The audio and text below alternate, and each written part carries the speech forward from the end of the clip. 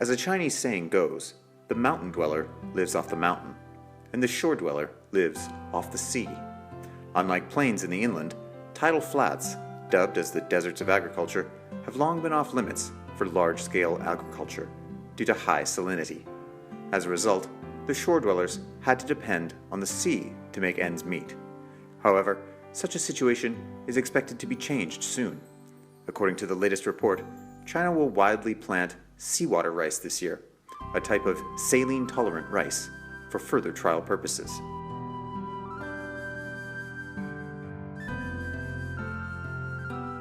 Seawater rice got its vivid name not because it can be planted in pure seawater.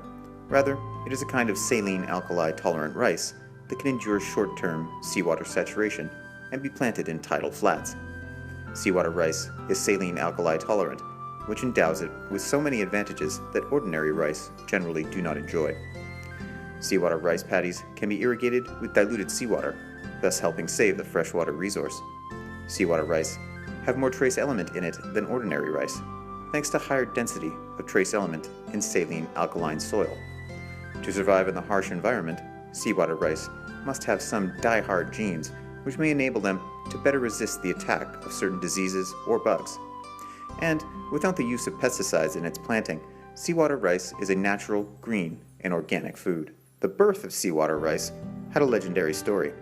In 1986, Chen Risheng, known as the father of seawater rice in China, stumbled on a species of wild rice in the reed grass near the seashore. After more than 30 years of relentless research, he finally discovered a species of saline alkali-tolerant rice named seawater rice 86. In 2014, Yuan Longping and his team started their work to further improve seawater rice 86.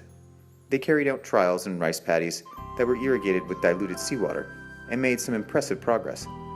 The highest yield, reaching 621 kilograms per mu, occurred in October 2017.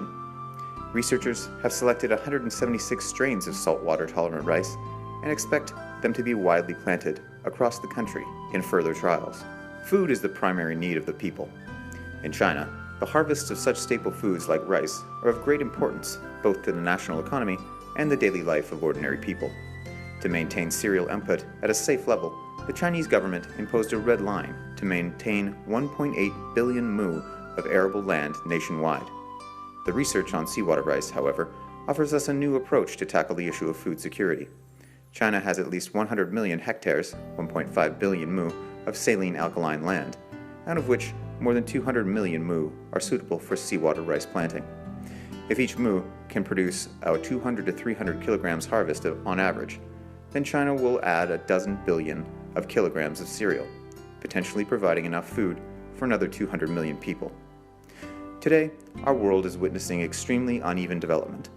In many unknown remote corners of the world, many people are still living in starvation. China has been very open in sharing its rice planting skills with international partners.